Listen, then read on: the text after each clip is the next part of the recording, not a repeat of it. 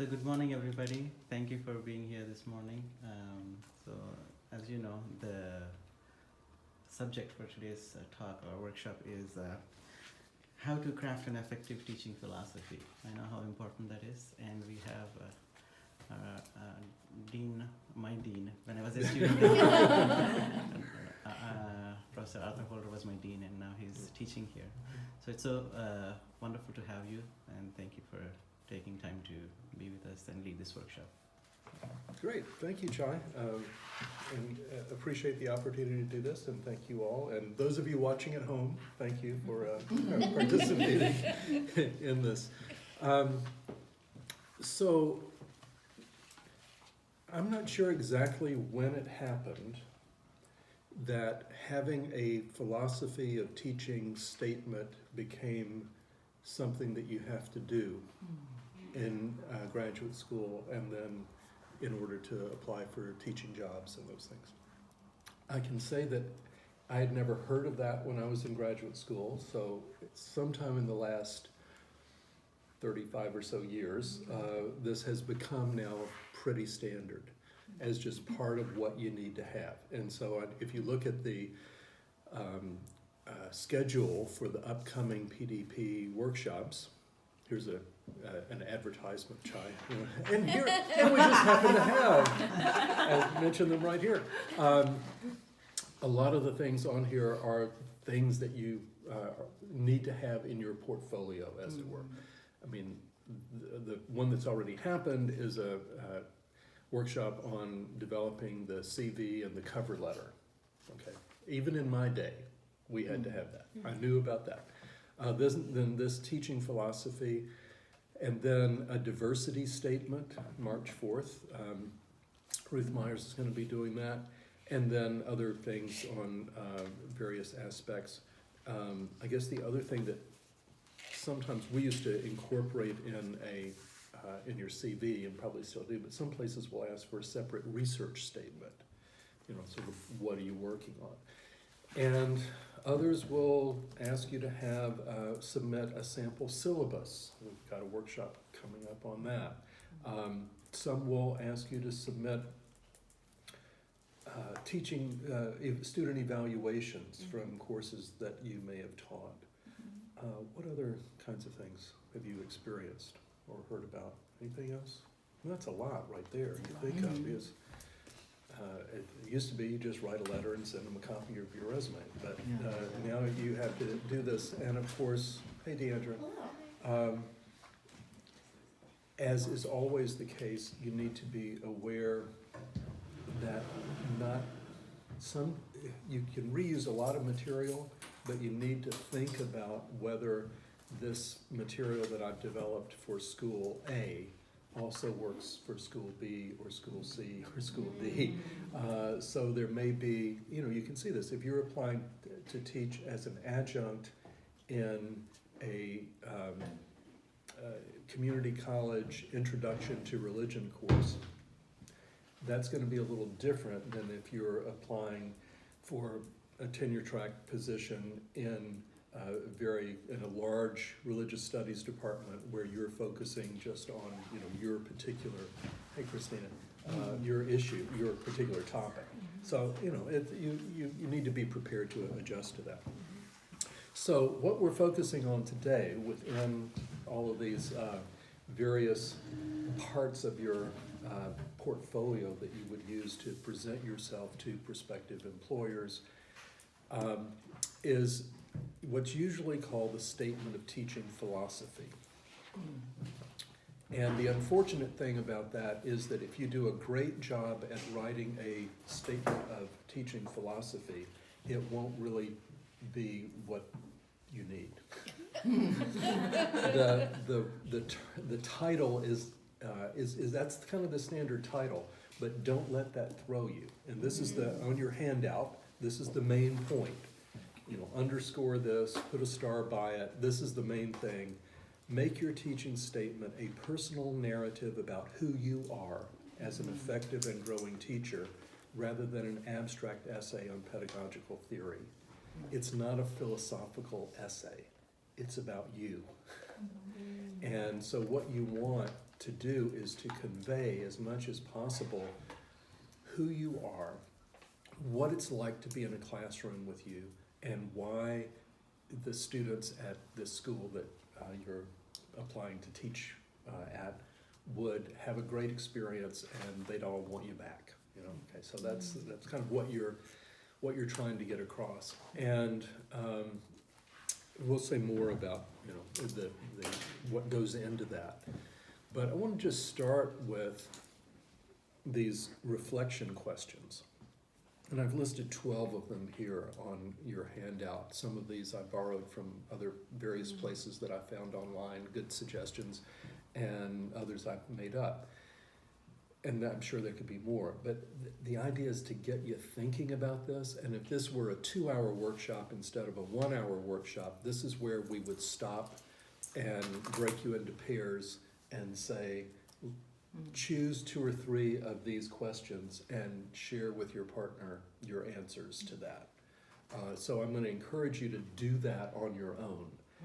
Find a friend, maybe a couple of friends, sit down over dinner one night or over lunch one day, and just kind of go around and say, share experiences. Get into the habit of thinking about your teaching and telling stories about it.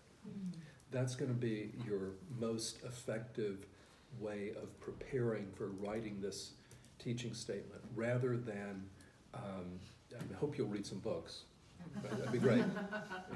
But this is not a research assignment where to prepare to write your teaching philosophy statement, you need to go read 10 books and do a book review of each of them. That's not the best preparation. Do that. It's really a good thing to do. And one of the questions on here is what's a good book that you read about teaching and how did it affect your teaching? So that's good, but it's not a research question. This is a who are you question that you're reflecting on. So you can see the kinds of questions that are here are designed to really get you to think about the particularity of yourself as a teacher and to claim the authority and the identity that you have on the basis of your own experience. Now,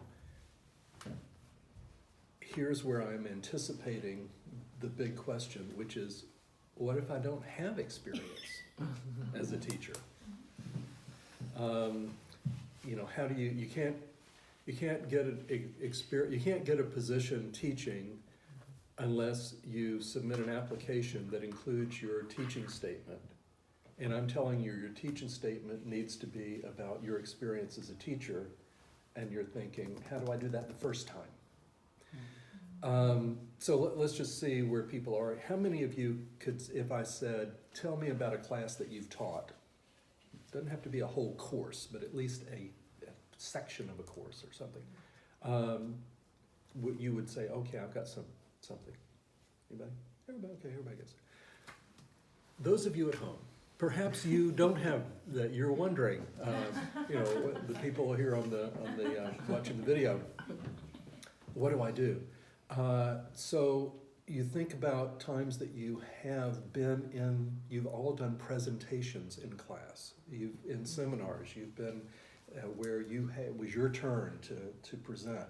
You have been in maybe informal settings where you've done this in your religious community or in your with your child's 2nd grade class, or there's some where you have been teaching.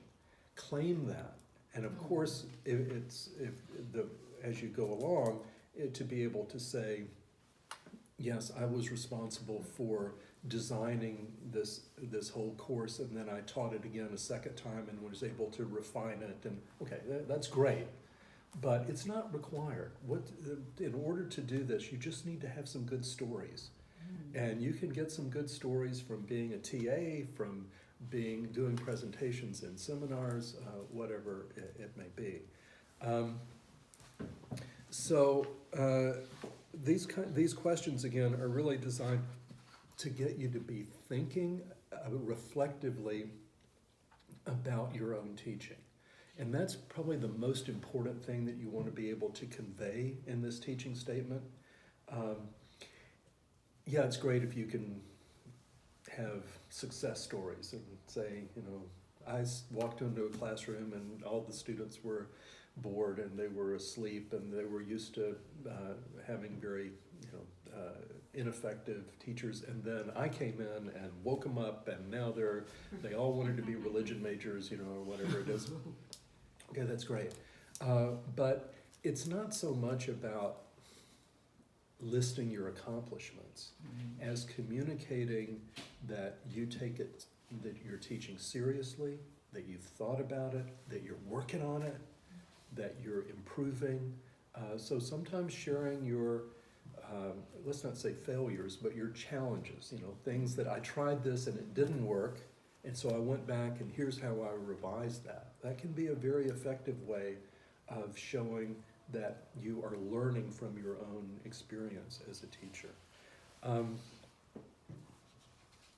Okay, so on this first page, I've only listed 3 things here as resources. There are hundreds and hundreds of things. So just Google teaching statement. Maybe teaching statement university if you want to kind of narrow it down a little bit. And you'll get just almost every graduate school, including the GTU, has a section on their website of resources and links and all kinds of things. I've chosen the one at Yale, not just in honor of Pam, but because I looked at 10 different websites and I like that one the best. Okay, so they agree with me and I like that. But you may find others that are more useful for you. So I've given you some things from that website. And then the second one is the AAR Award for Excellence in Teaching section that's on the AAR website. They've been doing this for like 20 years, giving an award for excellence in teaching each year. One of our graduates, Judith Bishop, who was my advisee actually, won the award about 6 or 7 years ago. She teaches at Mills College in Oakland. And so they're nominated by their students or peers, I forget exactly how it happens, and somebody each year is chosen for this. And then they ask them to write a teaching statement. I don't know whether it's part of the application or the nomination process, or after you get the award they ask you to do it. But and so it's interesting to see. You've got these, and I've given you one. We'll look at it at the end of a recent person who's done that. The third link there is the Teaching Theology and Religion Journal, which again has been going about 25 years. It was for many years published out of Wabash Center for Teaching and Learning, which is another great resource. And it's now being here at the GTU. So Kyle Schiffelbein-Guerrero and Rebecca Esterson are the editors, and the first issue under their editorship will be coming out in a month or so. Look for that. So you can't, on this website, you can see the table of contents of all of the different issues. I think it comes out twice a year. Is it twice or 4 times? I think it's twice. It may just be twice. Yeah. You can look at all the content, but you can't, you have to subscribe or go to the library to actually look at the articles, but you can see. And the great thing about this is that it's all focused on teaching theology and religion. So, and some of them are short articles on classroom techniques, how to stimulate discussion, or something like that. Some of them are about particular sub-disciplines, teaching from an interreligious perspective or whatever. And there's just to be part of that conversation. It's a great way to kind of leap into this. I've thought about also that I should add something on a bibliography, but there are just so many things, it's really hard to to choose. I think maybe that'd be something that you can do with your friends and peers, is to say, what have you found useful? Actually, why don't we just do this right now? Have you found, is there something you would recommend, maybe a book or an article or a resource that you would say has been really important for you? Go, anybody. Okay. Yeah. There's actually a book on teaching philosophies. I haven't read the whole thing yet. I'm just getting my phone, so I forgot the name of it. But it's a small little book. Just give me a second. Sorry. That's good. We did not give this assignment in advance. So Activating a Teaching Learning Philosophy, a practical guide for educators. I can kind of pass my phone around if you just want to see. It's a green book, not very expensive on Amazon. So that has been a really good resource for me.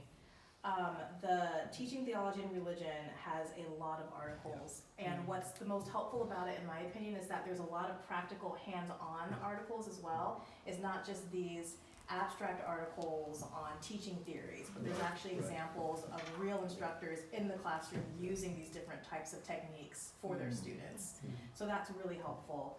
And also I think that this is open access, at least up to now, the Teaching Theology and Religion. Is it? Oh. It might be. It could also be that I've been accessing from my work computer, Mm. which is not, Yeah. so I'm Yeah. not sure. It could be open access, or it might just be that I'm connected to the GTU internet, so I'm not sure. Yeah, so it But, may be, yeah. maybe that we can digitally access it through the GTU library. I Yes, think that's. yeah, so if you have remote access. Yeah. I also have a list, not to do self-promotion right now, Okay. but in the fall I'm teaching a course on teaching philosophies, course design, and syllabus design, and I've been doing a lot of reading for that right now and trying to get a lot of variety, like teaching from cultural perspectives, just to kind of have more diversity. And I have a large reading list that I can share with you if you're interested, in the types of books that I've been reading in preparation for that. Things about sustaining cultural pedagogies, for example, books on assessment and learning outcomes. And if you're interested, please email me and I can send you the list of what I'm looking at the moment. Great. That can be helpful. I want that. Yeah. You Sounds want that great. list? Yeah, Okay, send me an please. email and I'll, Yeah, and I'll good. give I you will that remember list. to do that. Yeah, Yeah. great, thanks.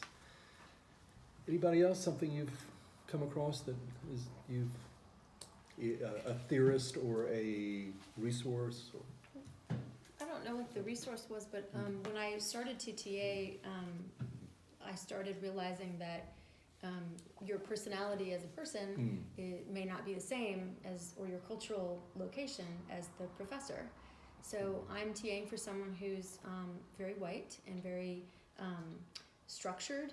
And I thought, well, how do I deal with that? I didn't know what to do. I mean, I'm Hispanic, I like mess, I like loud. I'm Eddie, basically. And so what do I do? How do I manage that? So I Googled inductive learning and I Googled cultural, because I don't have any background in this. So Googling just that little exercise, and then I got words, and then I went to the GTU site, to the library site, and I did scan the resources, and I felt like, okay, I have some awareness. Yeah.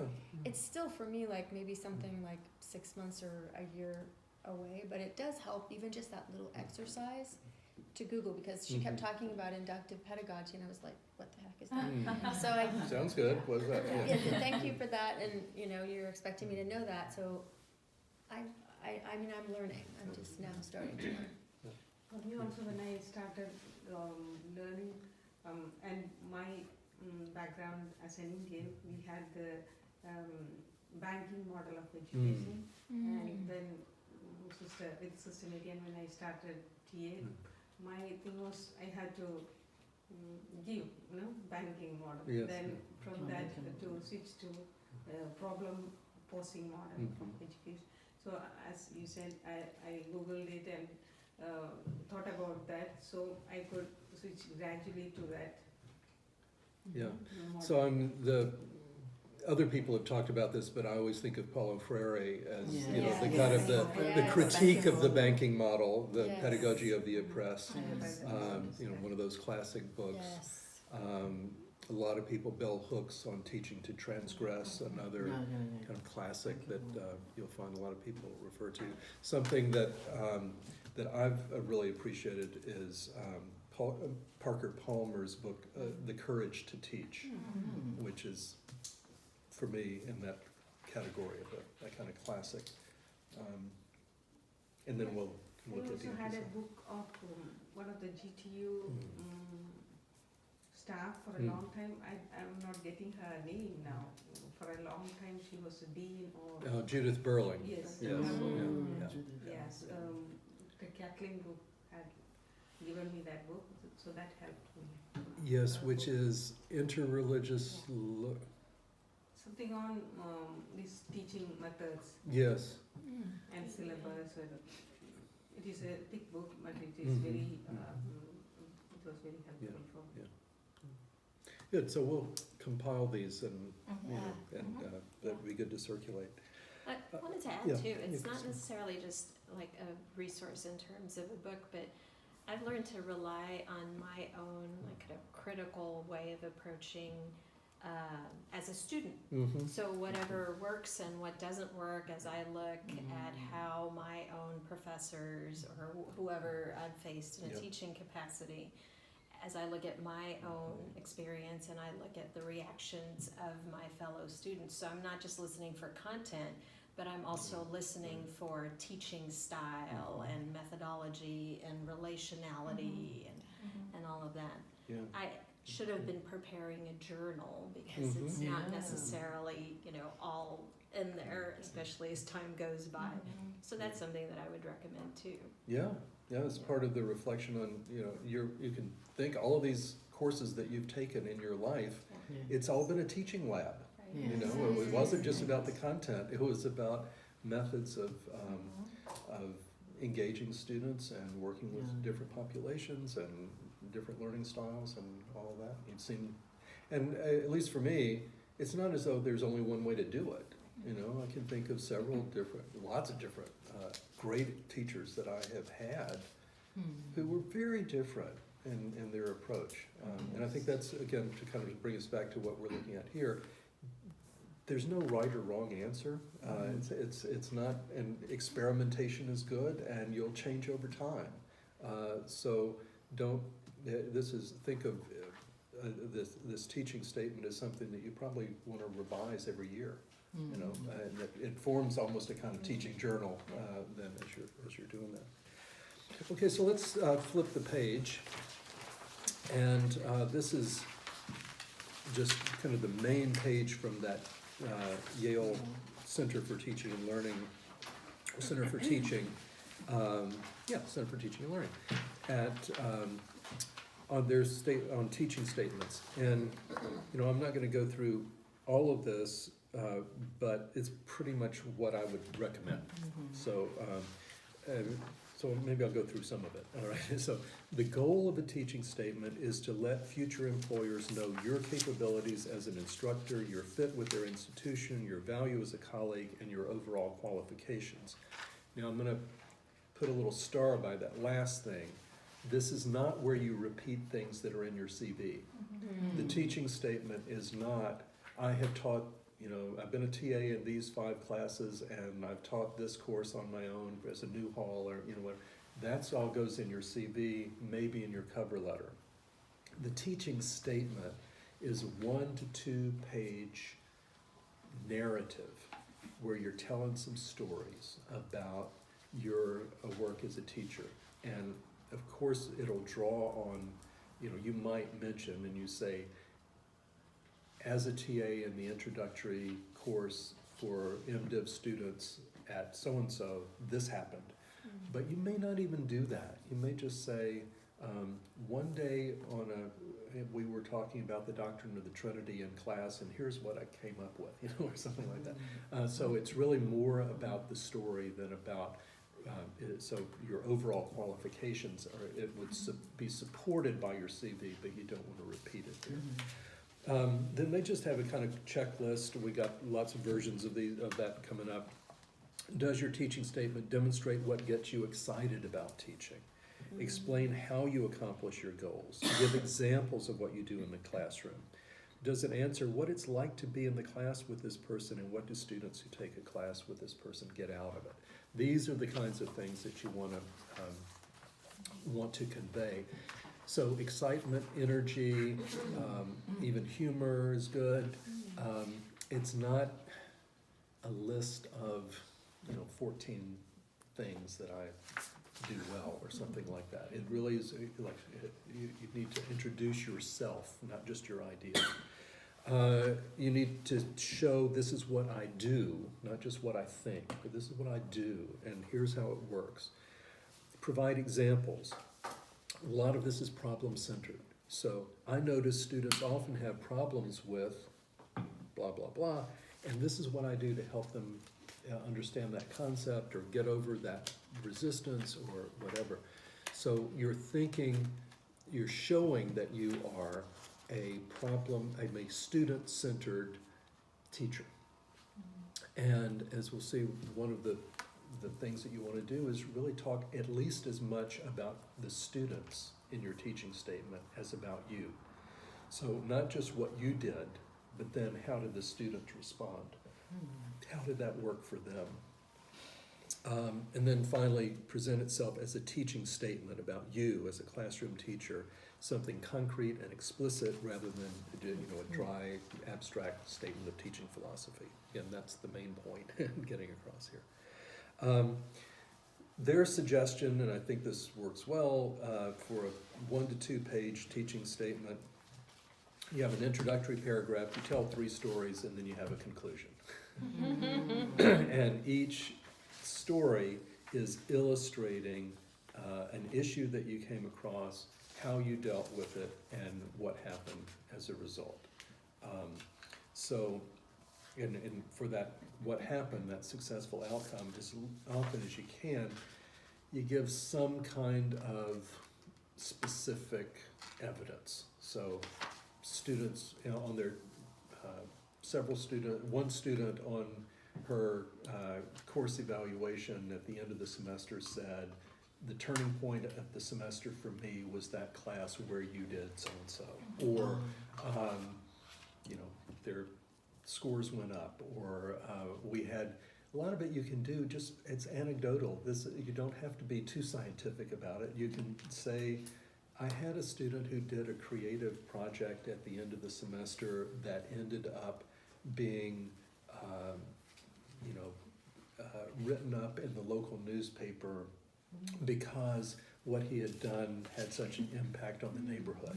Something like that. Okay, you can take credit for that. It happened out of, it came out of your course. It was a project, or maybe a group project or something like that. But something that gets across, it's not just that people came and learned a lot, but their lives were changed. How did it really impact people at a deep level? And then a concluding paragraph that reinforces it, and they're saying maybe this is where you want to be specific about how this relates to the particular job that you're applying to, where you might say, from what I know of your department, or of the Department of Theological Studies at so-and-so, this would work well because many of your students are also coming from an international background or something like that. But as they say, that's not really required. You can do that more in the cover letter, I think, would be the place where you're really connecting to their particular situation. So let's just go ahead and finish this part, and then we'll stop and see if there are any comments, questions. What do you include in your teaching statement? This is, again, a kind of checklist. Have you opened the statement with goals and strategies and then moved on to how do you do it? So in other words, instead of just starting with, as they say, my teaching style is interactive and student-centered and so, where you're giving a lot of labels on this. Say, here's, what's your goal? In order to get students to think for themselves, I find interactive strategies and activities are the most effective. So it's like, okay, it's not just what you do, but it's why you do it and how it works. Can you provide, this needs to be edited right there. There's a little proofreading needed on this website. Can you provide 3 examples to back up and illustrate, the theory that you're talking about? Do they mention what students were struggling with or the problems you were trying to address? In other words, again, how did you help? Think of it that way. This is what I found people needed, and here's how I helped. Did you, and they're saying it needs to go together. So if you developed a pertinent activity or in a section of your syllabus that is particularly designed to address this problem, well, that should also be in the other parts of your portfolio. So you want to see, you don't even have to make it explicit in this short statement, but it should be congruent with the other materials that you're submitting as part of your portfolio. You referred to specific courses, mentioned specific outcomes, and again, the emphasis on why you do things, not just what you do, but why you do it. And have you presented yourself throughout as a teacher rather than an aspiring teacher? This is a little delicate, I think, in that you don't want to overclaim,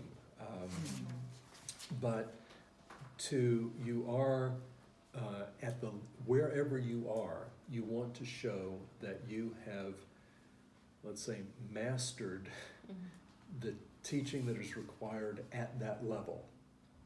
If you were a TA where you gave one lecture in the survey course and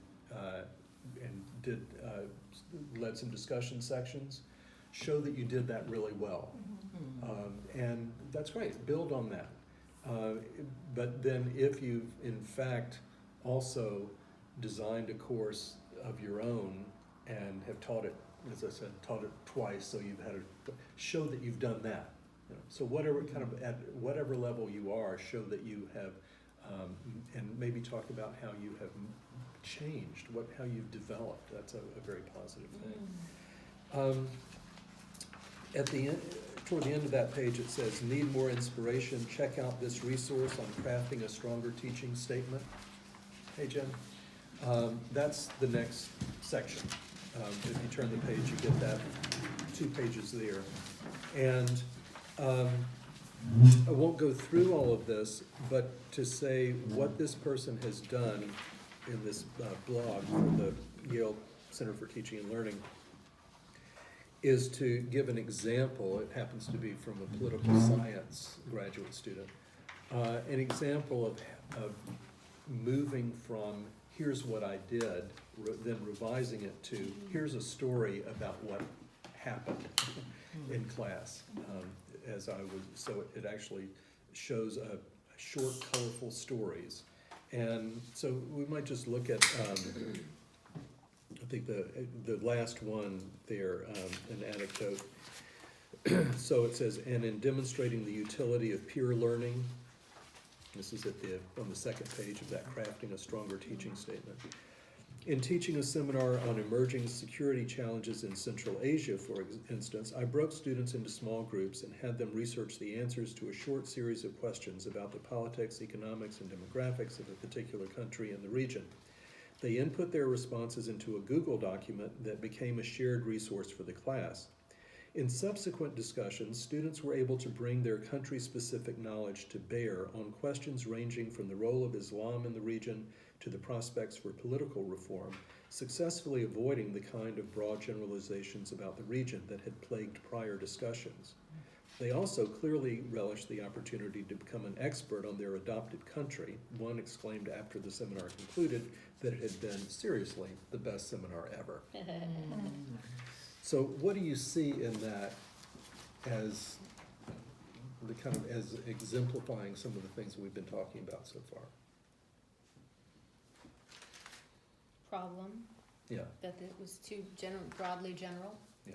So this Erica diagnosed there was a problem that students were just talking about general things in the region, and so by breaking them into groups where they were focused on a particular country, she was a way to overcome that. Yeah. So here's a problem, here's how I address the problem, and then here's the outcome. It changed the nature of the rest of the semester because from then on out, they kept referring back to their adopted country and what they felt like they actually had some expertise in. And one student said it was the best seminar ever. Yeah. So, happy stories. They don't all have to be happy. You know, it can be something, you want to have a happy ending, but it can be struggling. As you know, I said, it's maybe a little risky, but it's possible certainly to say, I tried and tried and tried, and I tried this and I tried that, and that didn't really work, and then finally something did work. You know, and you probably want to get to that point where something does work before you come to the end. So the next two-page statement, this is Jill DeTemple from Southern Methodist University, who was the AAR Award for Excellence in Teaching recipient for 2018. That's the most recent one available on the AAR website. I don't know who won for 2019, I can't remember, but they haven't posted that person's material yet. So I chose this one because it's recent, but also because I think it well exemplifies a lot of the kinds of things that we've been talking about. So you can just scan through this, but the first couple of paragraphs, she's telling a story about this one student who was preparing for a group presentation in class, did it in a very creative way, in a Who Wants to Be a Millionaire format, and was talking about the history and teachings of the Church of All Worlds. I don't know what that is, but you know, it sounds interesting. And did so accurately, intelligently, interactively, and in an unprecedented manner. The group didn't ask my permission. They displayed deep knowledge of a subject. So all of this, they took a great risk. It's not really about her. Now, of course, she's already won the thing, so she's not trying. But it is getting you to say, wow, look at what happened with these students. And then, look at the second paragraph. I was thrilled and also baffled. I've taught this course before, that didn't happen. Why is it different this time? That shows, you know, she's thinking about this. How is it that sometimes it works and sometimes it doesn't? So and this student then actually had a dramatic effect out in the real world because he was able to notice a small statue of Krishna on a hospital administrator's desk, engage her in conversation about it, and that led to the ambulance company for which he works got $1 million contract as a result of that. Okay, you may not have something as dramatic as that, but here's what happened in this class had a real impact on this student's life and through him on the larger community, and in a very positive way. So, again, you don't always have those stories to tell, but if you do, but look for them. Look for them. How did this make a difference for this student? Not only, that was a good class, thank you, I learned a lot, but what did they do out of that? Did they develop a senior project that went on to lead them to find their vocation? Or again, was there a group of students who somehow took this and in a way that maybe led the campus administration to revise their policy on recycling? So how did it make a difference? That's really what you're focusing on as much as possible. And then, so the third paragraph, she says, what I'm trying to do as I teach, so here's that goal-oriented. What I'm trying to do as I teach is to craft productive spaces of encounter where students can engage the complexities of religious materials, histories, identities, and actions with curiosity and confidence. This is tricky business. So I think she can get away with that kind of general sort of abstract goal because she's given an illustration of how it works. So this is where I said you don't want to just be abstract and say, here's my theory. but you want to be able to name what's going on in the stories that you're telling. And I think that should, and then I love that this is tricky business. So you really have this almost, you don't want to, again, overdo it, but a kind of conversational tone. You're not writing a research paper, you're telling stories about your teaching experience. And then she talks about how she's grown. When I first started teaching, I presumed that my fascination with religion would carry over via some kind of contagious magic to my students. If I did my job, prepared well, showed enthusiasm, it would work for them. But then next paragraph, as I grew more reflective about teaching through conversations at the Wabash pre-tenure workshop and with colleagues, I became more aware of the need for two key concepts that now inform the ways I design, deliver, and evaluate the efficacy of my classes. The first one is the power of great questions, and the second one is that I've learned to embrace structure. Okay, so these are concepts, these are theories, but it's grounded in the experience and in the stories that she's telling. And notice they're pretty simple. These are not, this is not jargon. You know, this is not, I have discovered well, I don't want to use an example because it sounds like I'm critiquing some kind of jargon, but almost anything that is a multi-syllable, has lots of syllables. And it starts with inter something. So interreligious intersectionality, all of these. But it's like great questions and structure. That's what I got out of this. I think the concreteness of this is valuable. Also, the way that she has located this within her discipline. So that a lot of what you can say power of great questions and structure, well, anybody in any discipline could say that. Hopefully that would be true. But then she's talked specifically about how it, she's given examples of her great questions are things like, is cake a ritual object? Is evil the same all over the world?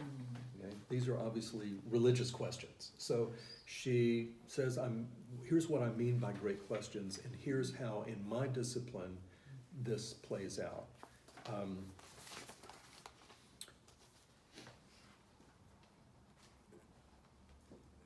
The last paragraph on the next page,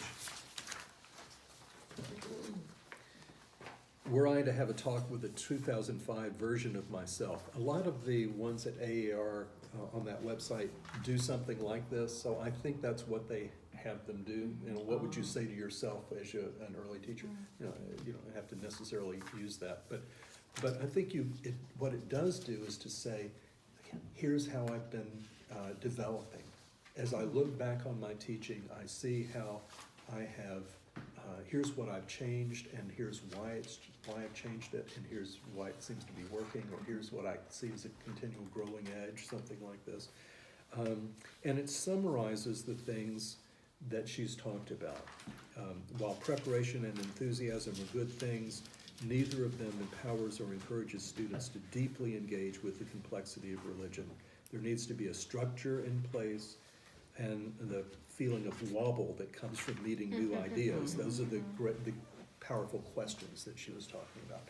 So it sums up, without just saying, as I've said before, but it sums up, picks up those themes that she's had before, makes it, kind of brings it to a close. We've got a few more minutes here. So any comments, observations, questions about that example? Something else that you noticed in there? Hi, Meg. Come on over. Yeah, come on over. I have a question. You talked about connecting this to the institution. How do you know what the institution's values are? Do you interview faculty, do your homework? Yeah. I mean, how do you know? Yeah.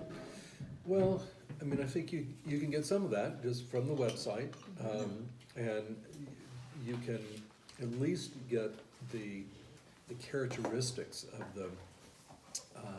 of the institution. So you can tell, how big it is and whether, a state university, you're probably, if they're hiring you as an adjunct, chances are you're gonna be teaching 40 or 50 students in a class, and, so it's a different kind of thing if it's a small private institution where they say, we pride ourselves on a seminar model even for the first year students, okay, that's probably gonna be more of an intimate kind of thing.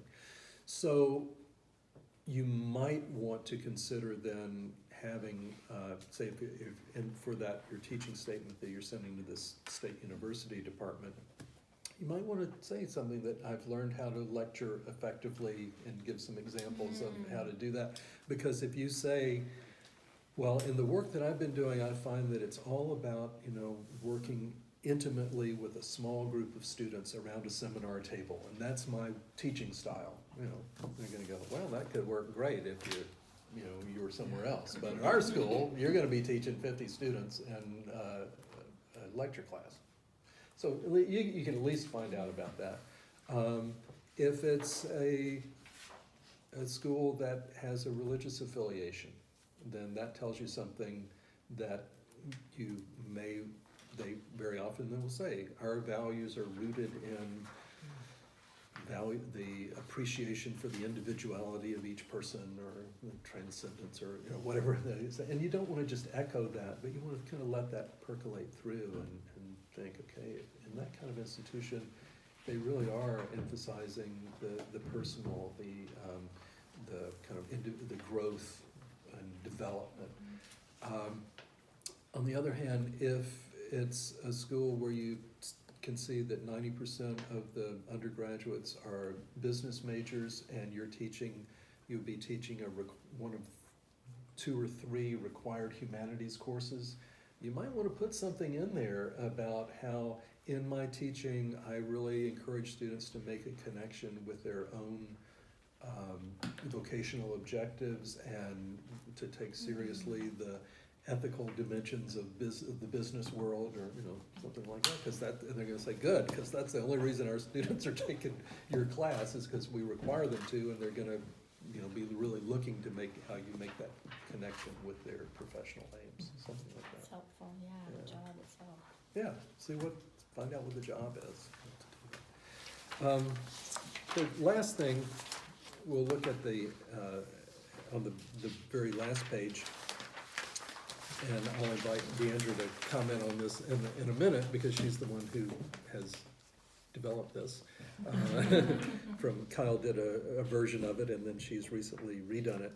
But this is the evaluation form that we use on TaskStream. So one of the things this is, that your teaching philosophy statement is one of the things that you are asked to submit on TaskStream.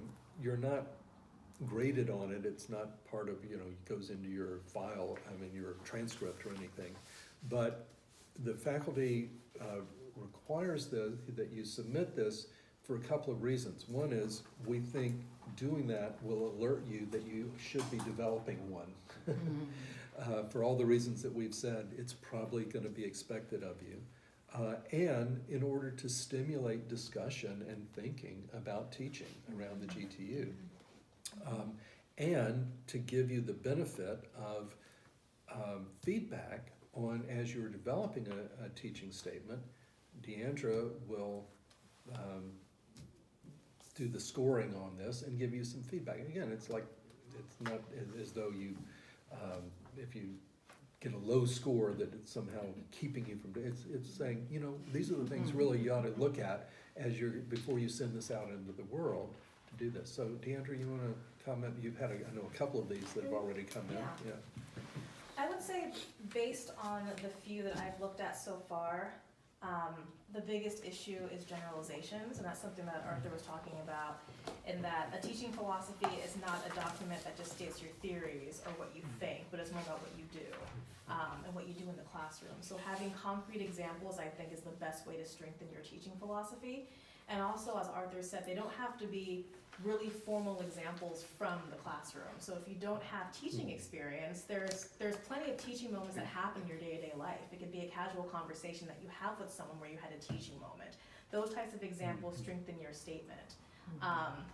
And one other thing that I would say is, if you don't have a lot of teaching experience, what really helped me when I didn't have a lot of teaching experience was to really view your courses as a teaching lab, where you're not only learning from your professor, but you're really just taking the time to identify what are the strengths about this instructor and what are the kinds of attributes that I also want to embody in my teaching, and also to visualize yourself in that particular role. I think for me that has really helped my teaching, because when I first started teaching about 6 or 7 years ago, I really didn't have much of a foundation. I didn't really know what I was doing. There was a lot of nervousness and anxiety, but being able to actually identify, in my opinion, what a good teacher looks like by identifying good teachers, identifying what those traits are of good teaching, and then visualizing myself doing those particular traits and embodying those attributes, I think really helped build that foundation for me, really understanding what do I look like as a good teacher? What do I actually portray? What are my mannerisms, my personality as a teacher? Identifying all of those things, I think really helps in crafting that part of your identity. Because you were mentioning the difference between being a teacher and being an aspiring teacher, and I think that process of really visualizing yourself as a teacher and understanding those attributes of a good teacher for you, personally for you, is a way to kind of reach the stage from aspiring teacher to actual teacher in your own identity. So that was really helpful for me, and through this process of visualization and identifying good teaching traits, I feel a lot more comfortable in the classroom in front of a lot of different people, because I tend to be more introverted. I'm not sure if others are in that same boat, but it's not natural for me to speak in a setting like this. It's something that I had to work toward, because I tend to kind of, be the student in class that's observing, that's listening, but not really taking part in the conversation too much. I tend to kind of be that person. And so having to transfer from someone who tends to be more on the quiet side to someone who has to do something like this right now, talking to a group of people and doing it for 3 hours, for example, in the classroom, it does take a lot of work. And I think for me, the visualization process was the biggest thing that really helped me do that. So I would say the biggest thing in being a better teacher and also writing a good teaching philosophy is to realize that there are a lot of moments of teaching, that is not just in the classroom or during an AAR presentation or during a class that you're being a teaching assistant for, but it happens throughout your daily life, every single day, in a lot of different moments. So keeping track of those moments, you're pretty much developing yourself as a teacher all the time. So keeping track of that, I think, is helpful. Yeah. And like everything else, what you do is multiple drafts. So Yes, you want to drafts. do a teaching statement, get some feedback from a friend or colleague, use this and as a checklist for yourself, to go through and say, how would I score myself, honestly? Is this 1 to 2 pages, or is it really 6 pages? But, have I included examples? Do this and say, okay, I'm going to aspire to exceed my own expectations on each of these.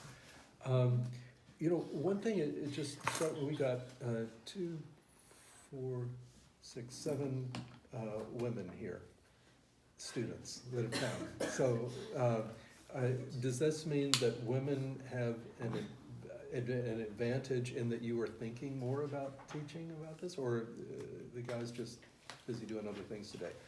You don't know the answer to that. You don't know the answer to this, but I find that interesting. That was interesting. I asked that question on the last day of AAR. It was a women's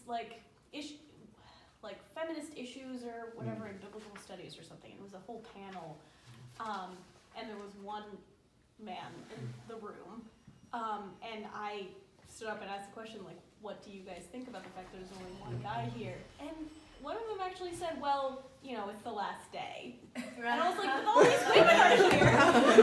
It's the last day for them. Yeah, right, that's it. It's the last day. Yeah, so, it is Wednesday morning, so, you know, guys are doing stuff. Yeah. That's right. I don't know. Anyway, but Planning, I'm glad. I think I'm that glad to planning see has you. something to do with it. Maybe Yeah. there's a certain kind of long game thinking Mm. going on. Yeah. See? Maybe willingness to ask for help. Could be. Yeah. 2 guys have RSVP'd, and one guy said he cannot come, Yeah. but he would like to have a recording or a video. Mhm. Okay. The second guy was about to come, but this morning he sent me an email saying there was some family emergency, so he couldn't come. Wow. All right. So, Okay. So we So, would have had. okay, at we least. would have had- for all the guys and women watching at home, we hope that you'll take advantage of all of the workshops. I'm going to end with just saying this. As we said at the beginning, this is a part of a long series of workshops that Chai has developed for this semester and next semester. And by the time you finish all of these, if you come to all of them, you'll get a gold star, and will really be, I think, much better prepared for the next stages of your vocational exploration. So. Okay, well, we've come to the end. I'm going to be around for a while if anybody wants to continue the conversation, but I think to honor our time officially, we're at 11 o'clock, so we'll finish. yes, thank you.